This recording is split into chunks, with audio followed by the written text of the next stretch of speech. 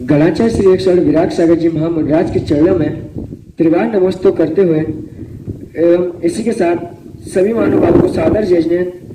आप देख रहे हैं जनसंतवाणी चैनल के माध्यम से मन की बात मुनि श्री विरंजन सागर जी के साथ यह कार्यक्रम प्रतिदिन शाम 5 बजे जनसंतवाणी यूट्यूब चैनल के माध्यम से आप सभी को दिखाया जाता है।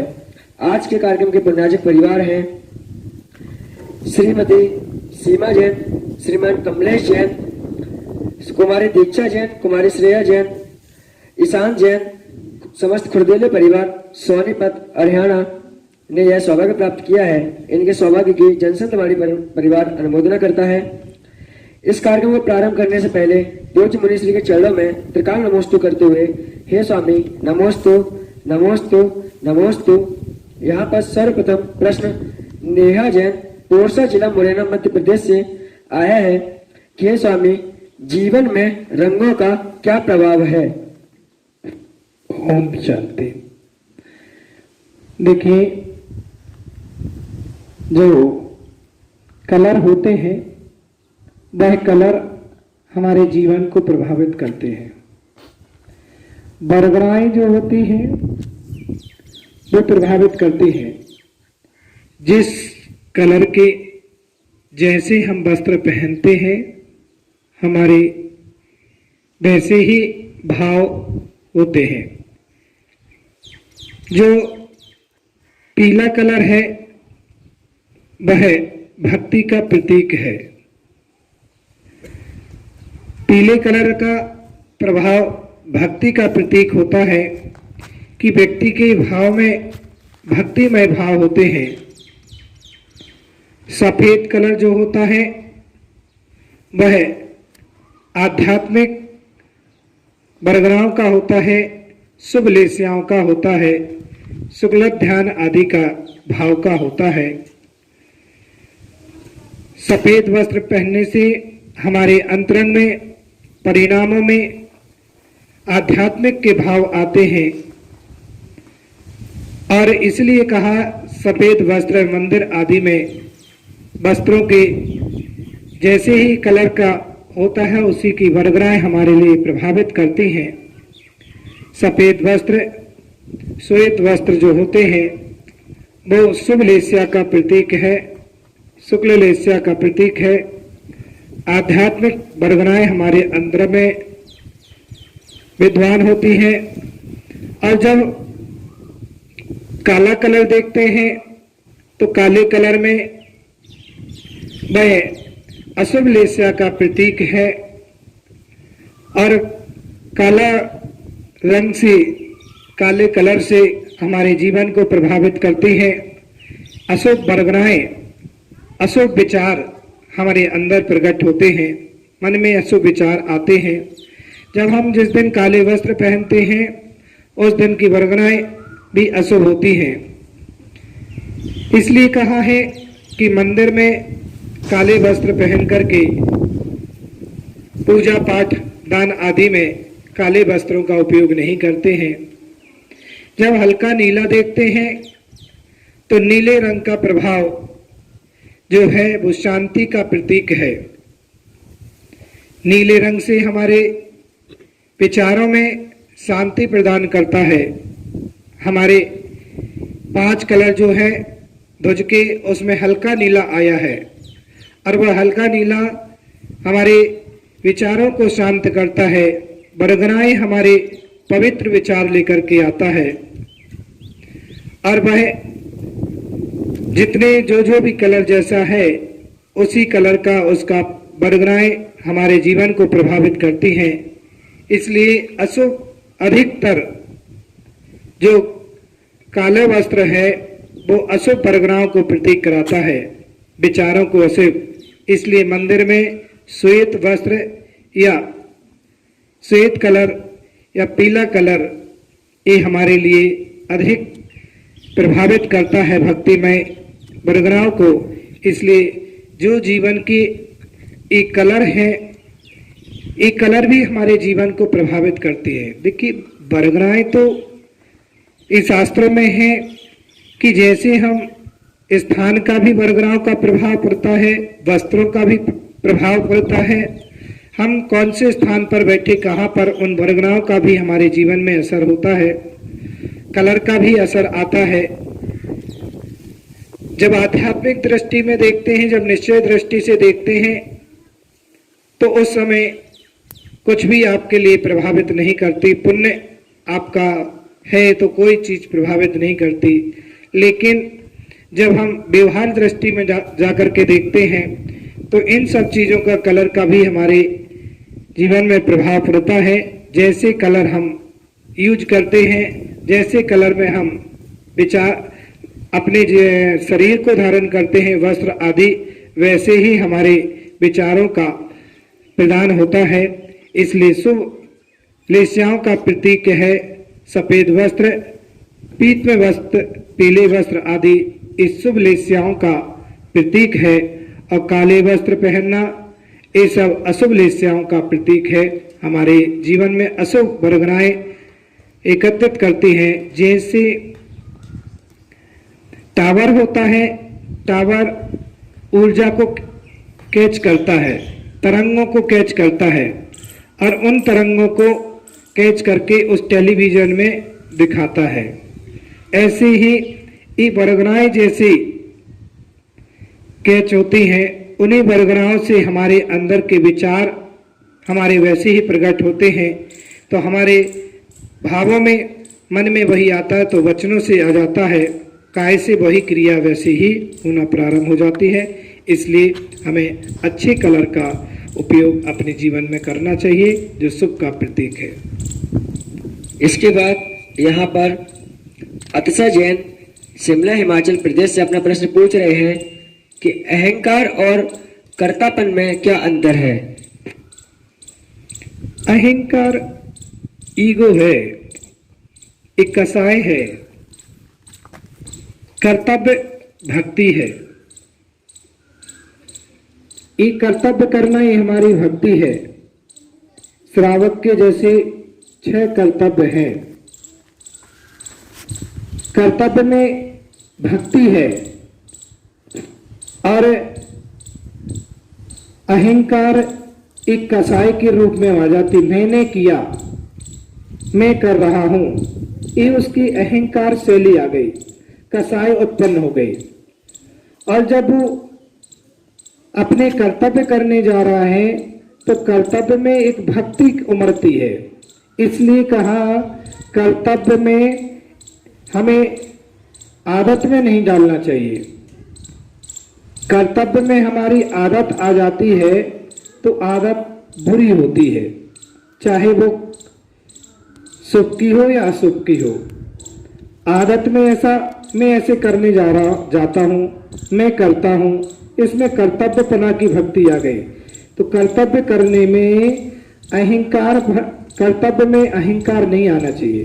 कर्तव्य अलग है। कर्तव्य मतलब आपकी भक्ति, आपका समर्पण, ये आपके अंदर से श्रद्धा है, भक्ति है, समर्पण है कि आपको ऐसा कार्य करना है, ये मेरी अंतरंग का भाव है करने का।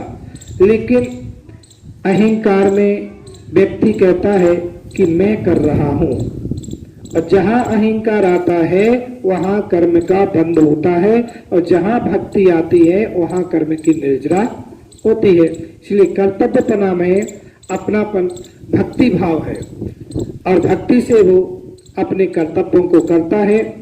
कर्तव्यों में जबरदस्ती नहीं होती है। कर्तव्य होता है जबरदस्त। जबरदस्ती मतलब एक अहंकार से कराना पड़ रहा है। तो कर्तव्य जो कर रहा है वो कर्तव्य जबरदस्ती से नहीं। माता पिता की सेवा करना ये बालक का कर्तव्य है। गुरु की सेवा करना इस शिष्य का कर्तव्य है। भगवान की पूजा पाठ करना इस श्रावक का कर्तव्य है। इस कर्तव्य में उसकी भक्ति है, और जब भक्ति होगी तो उसकी कर्मों की निर्जरा होगी। और उसमें अहंकार आया कि मैं भगवान की पूजा कर रहा हूं, ये अहंकार। ये किसी ने कहा थोड़ा आपसे कि भगवान की पूजा करो, ये तो आपका अंतरंग का विषय है, आपकी भक्ति है, आपका कर्तव्य है कि आप श्रावक हैं तो भगवान की भक्ति करना है। आप पुत्र हैं तो माता पिता की सेवा करना आपका कर्तव्य बनता है। ये कर्तव्य है और कर्तव्य में अहंकार नहीं आता है।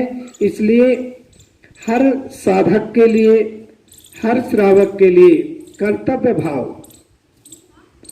अपना कर्तव्य करना चाहिए। और ये कहा भी है, कर्म सिद्धांत को जब पढ़ते हैं, आप अपना कर्तव्य करते जाइए, कर्म फल की इच्छा मत करिए। कर्म फल की इच्छा नहीं, अब उसमें फल की इच्छा नहीं करना कि मैं ऐसा कर रहा हूं तो मुझे प्राप्त हो। आपका तो दायित्व है, कर्तव्य है, आप अपना कर्तव्य करिए और वो कर्म अपना कार्य करें, आपको फल जरूर मिलेगा। जब एक किसान अपनी किसानी करता है, खेती करता है, जब सीजन आता है तो उसको गेहूं भी मिलता है, साथ में भूसा भी मिलता है, मांगना नहीं पड़ता है। जब एक साधक, जब एक भक्त भगवान की भक्ति करता है तो उसके कर्मों की निर्जरा अवश्य होती है। उसमें कर्तव्य भाव, कर्तव्य करना चाहिए कि मैं अपना कर्तव्य कर रहा हूँ, लेकिन अहंकार नहीं करना चाहिए। और जिसके अंदर अहंकार नहीं है वो निश्चित अपने कर्म की निर्जरा करके आगे बढ़ता जाता है और एक दिन भगवतपना को प्राप्त कर लेता है, वो स्वयं भगवान बन जाता है। अहंकारी लोग संसार में भटक जाया करते हैं। रावण के पास सब कुछ अच्छा था, ज्ञान भी था, विद्याएं भी थी, बल भी था, और उसके पास इतनी भक्ति शांतिनाथ स्वामी की थी, लेकिन एक थोड़ा सा अहंकार उसका जीवन का पतन कर गया और पूरी लंका का नाश कर गया। सोने की लंका जैसे इतनी सेना, प्रजा, सब कुछ होने के बाद भी सब नष्ट हो गया। सिर्फ थोड़ा सा अहंकार व्यक्ति को पतन की ओर ले जाता है और कर्तव्यपना व्यक्ति को ऊपर उठाता है, हमेशा ऊंचाइयों को ले जाता है। वह जो ऊंचे पद पर पहुंचते हैं, उच्च पदों पर जाते हैं, महान बनते हैं, वे सब अपने कर्तव्य से महान बनते हैं। अपना कर्तव्य कार्य करते जाते हैं, कर्तव्य कार्य कर रहे हैं और वो महानता को प्राप्त करते जा रहे हैं। महान लोग कोई अलग से नहीं आते हैं, महानता अपने अंदर से लाई जाती है। कोई महान लोग जितने भी हुए ये कोई अलग से नहीं आए, संसार में ही रहे, संसार में उन्होंने साधारण जन्म लिया, जन्म लेने के बाद अपने कर्तव्य को ऐसा कार्य किया कि वो महान पद को प्राप्त कर गए और ऐसे ऐसे महान को प्राप्त कर गए कि देखते हैं आचार्य गुरुदेव विराट सागर जी महाराज जो एक साधारण बालक के रूप में जन्म लिया, लेकिन उन्होंने अपने कर्तव्य कार्य किए, अपने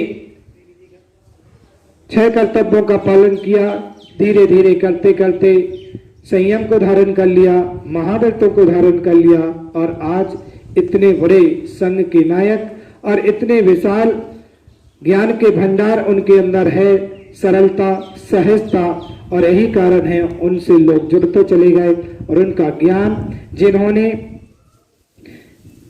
जिन्होंने रेणसार जैसे ग्रंथ में उन्होंने टीका कर दी, जिन्होंने वारसारोपेक्षा नाम के ग्रंथ की संस्कृत टीका कर दी, लिंग पाहुर पर जिन्होंने संस्कृत टीका कर दी, ऐसे ज्ञान के भंडार, वो उनकी सरलता और सहजता ही उनको ऊंचाइयों को दिला दी और इतने महान बन गए। इसलिए हमारे लिए अहंकार को छोड़ करके कर्तव्य भाव का, अपना कर्तव्यपना जो हमारा कर्तव्य है उनके कार्य करते जाएं, हमेशा ऊंचे उठते जाएंगे। इसके बाद यहाँ पर संजय जैन बलवीर नगर सादा दिल्ली से अपना प्रश्न पूछ रहे हैं, दिगंबर मंदिर के शिखर पर जो कलश व ध्वज होता है, इसकी अपेक्षा श्वेतांबर मंदिर के शिखर पर कलश व ध्वज में क्या अंतर होता है? देखिए, श्वेतांबर और दिगंबर परंपराओं में जो ध्वज होती है, ध्वजा होती है, दिगंबर परंपरा में केसरिया ध्वजा ही प्रमाण आता है कि शिखर पर केसरिया ध्वज ही लहराना चाहिए। आजकल जो हम देखते हैं कि शिखर पर ही पीतल की ध्वजाएं लगाना प्रारंभ कर दी, इस शास्त्र प्रमाण नहीं है। ये तो लोगों का आलसपना है, लोगों की कमजोरी है कि ऊपर ध्वजा फट जाती है, कौन बदले, कौन हर 15 दिन में चढ़ाए, इसलिए उन्होंने एक धातु की ध्वजा लगाना प्रारंभ कर दी। लेकिन सही प्रमाण तो यही है कि जो ध्वजा लहराए, और जब वो लहराती है तो वो नगर की ओर उसकी ऊर्जा पॉजिटिव जाती है, तो नगर में का वातावरण भी पॉजिटिव होता है जब वो ध्वजा लहराती है। और धातु की ध्वजा लहरा नहीं पाती है, लेकिन फिर भी धातु की यदि ध्वजा भी लगाते हैं तो धातु की ध्वजा में हमारे बीच में कट नहीं होता है, सीधी सीधी वह ध्वजा होती है। और जो श्वेतांबर परंपरा में है उसमें बीच में कट करते हैं और नीचे घंटी टाइप की लटकाते हैं, घंटी लटकाते हैं। वो घंटी आदि ध्वजा में नहीं लटकती है। और वह ध्वजा जो दिगंबरत्व की प्रतीक है, सीधा एक पाइप लेकर के और पीतल की ध्वजा सीधी लगा करके सातिया उस पर बना करके और लगा दी जाती है, उसमें बीच में कट आदि नहीं होता है। एक दिगंबर आमना में है और सितंबर आमना में उसमें वह अलग पता चल जाता है। एक वो लंबा सा वो भी ध्वजा लगाते हैं, लेकिन एक लंबा कपड़ा ध्वजा के ऐसे ही 5 कलर का सीधा लगा देते हैं, बहुत लंबा सा, तो उनकी लेस लगाते हैं तो उससे पता चल जाता है कि ये श्वेतांबर मंदिर की ध्वजा है। और दिगंबर में केसरिया ही प्रतीक है। अब पचरंगा लगाने लगे हैं, लेकिन मूल है जो वो केसरिया ही है, और केसरिया ध्वजा ही शिखर के ऊपर लगाई जाती है। कलश दोनों के एक से हैं, कलश में कोई परिवर्तन नहीं होता है। कलश तो डिजाइन है, जिसको जिस तरीके की डिजाइन लगाना है वैसे लगा सकते हैं। और ये श्वेतांबर मंदिरों की डिजाइन जो होती है वो अलग ही डिजाइन होती है, तो ये तो अपनी बनावटी है, इसमें कोई अंतर नहीं है। तो जिन जिन की जैसी भावना होती है वो उसी अनुसार उसको लगाते हैं और करते हैं। दिगंबर और श्वेतांबर, दिगंबर परंपरा में मंदिरों के दिगंबर परंपराओं के मंदिर के ध्वजा अलग से दिख जाया करते हैं, श्वेतांबर के अलग। तो इससे प्रतीक पता चल जाता है बाहर से देखने में ही एक ही दिगंबर है कि श्वेतांबर, उससे पहचान हो जाया करती है। इसके बाद यहाँ पर अंतिम प्रश्न पंकज जैन सोनीपत हरियाणा से आया है कि गुरुवर अपने जीवन में एक समय में एक समस्या का सामना कैसे करें? समय एक होता है लेकिन समस्या अनेक होती है। तत्वार सूत्र में उमा स्वामी महाराज ने एक सूत्र कहा है, उपयोगो लक्षण। एक समय में एक ही उपयोग लगाइए। एक समय में एक उपयोग लगाओगे तो वो कार्य अच्छी तरह से सफलता को प्राप्त होगा। समस्याएं बहुत सारी जीवन में है, लेकिन एक समय में एक ही समस्या का हल किया जा सकता है। और एक समस्या का हल करें, अच्छे से करें, उसका निराकरण करें और उस निराकरण करके अपने पुण्य को अर्जन करें। लोग बहुत सारे कार्य एक साथ करते हैं, एक काम भी अच्छा नहीं होता। वो जिस प्रकार की, मान लो किसी व्यक्ति की या किसी महिलाओं की आदत होती है मंदिर में जाकर के तत्वार सूत्र का पाठ भी करना, भक्तांबर का पाठ भी करना है, पूजा भी करना है और अभिषेक भी देखना है, शांति धारा भी सुनना है, और समय उनके पास सीमित होता है और एक उसी समय में उनको सब कुछ करना है। और वहां गोद में बच्चा भी लिए, उसको भी संभालना है। कभी कभी क्या होता है, एक समय में अनेक काम करना प्रारंभ कर देते हैं कि यहाँ पर बाजू में कोई बैठा है, वो पाठ कर रहा है तत्वार सूत्र का, तो उनसे कहती बहन जी थोड़ी जोर से पढ़ लो, मैं भी सुन लूंगी। वो तत्वार सूत्र का पाठ भी करती जाती हैं। यहाँ पर हाथ में माला ले ली, माला भी फेरती जा रहे हैं। यहाँ सामने अभिषेक हो रहा है तो सामने अभिषेक भी देख रहे हैं और इशारे से करें दूर होना भाई, मैं भी देख लूं। एक समय में कितने का, अब ना उसकी माला भी ढंग से हो पा रही है, ना पाठ भी ढंग से हो पा रहा है, ना उसका अभिषेक ढंग से देख पा रहा है। एक समय में एक काम, उपयोगो लक्षणम, एक समय में एक उपयोग लगाएंगे। भले आप एक काम करें लेकिन वो काम अच्छे से करें और सावधानी और विवेक पूर्वक करें, क्योंकि विवेक का भी पूरा ध्यान रखना है। तो विवेक से पूर्वक कार्य करोगे तो आपके उस कार्य की सफलता आपको अधिक मात्रा में मिलेगी। आज लोग कहते हैं महाराज मैं इतना सारा कार्य करता हूं, क्रियाएं अधिक बढ़ गई, लेकिन उसके भावों में अंतर आ गया, भावों में उसके परिणामों में अंतर आया है, इसलिए उसका फल जो मिलना था वो फल नहीं मिल पाता है। फिर कहता महाराज मैं इतने समय से क्रिया कर रहा हूं, उसका फल मुझे नहीं मिल, क्योंकि एक समय में बहुत सारे काम करने की चेष्टा करता है, विचार करता है और वो काम ये अच्छा नहीं, ये भी नहीं हो पाता है, वो भी नहीं हो पाता। इसलिए एक बार में एक काम अच्छे से करो, विवेक से करो, सावधानी पूर्वक करो, तो उसका फल आपको अच्छा फल मिलेगा और अधिक कर्मों की निर्जरा होगी। आप हर समय समस्याएं आपके जीवन में सामने बहुत सारी खड़ी होती हैं, बहुत सारी उलझने आपके सामने हैं, लेकिन एक एक समस्याओं को, एक एक उलझन को समय समय पर उसको करते जाइए, निपटाते जाइए, तो आपका कार्य सुचारू रूप से संचालित रहेगा और सब कुछ करने में सब हाथ से निकल जाता है, कुछ भी प्राप्त नहीं कर पाते हैं। इसलिए आप जो भी समस्याएं हैं उसको धीरे धीरे धैर्यता के साथ सावधानी पूर्वक, बल्क पूर्वक उसको समाधान करते जाइए। आज आप सबने जिनवाणी जन संत वाणी पर आपने अपने प्रश्नों का समाधान प्राप्त किया है।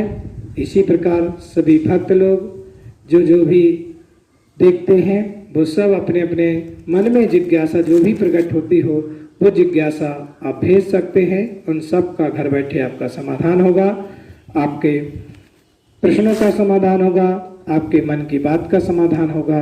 सब भक्तों के लिए बहुत बहुत मेरा मंगल आशीर्वाद है। आप सभी ने बीते दिनों के शरद पंचमी के पर्व को बहुत आनंद मंगलमय सभी ने मनाया है।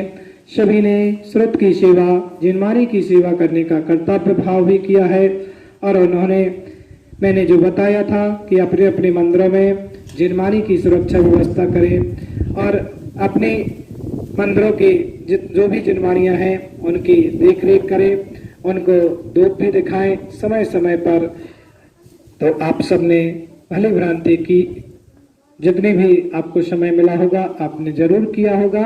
आप सब भक्तों के लिए पुनः ऐसी मंगल आशीर्वाद है कि ऐसे ही जब भी आपको समय मिलता है आप देव शास्त्र गुरु की सेवा में, भक्ति में अपना समय, अपना कर्तव्य, अपना कार्य करते रहे। यही सभी के मंगल आशीर्वाद है। ओम शांति, सर्व शांति।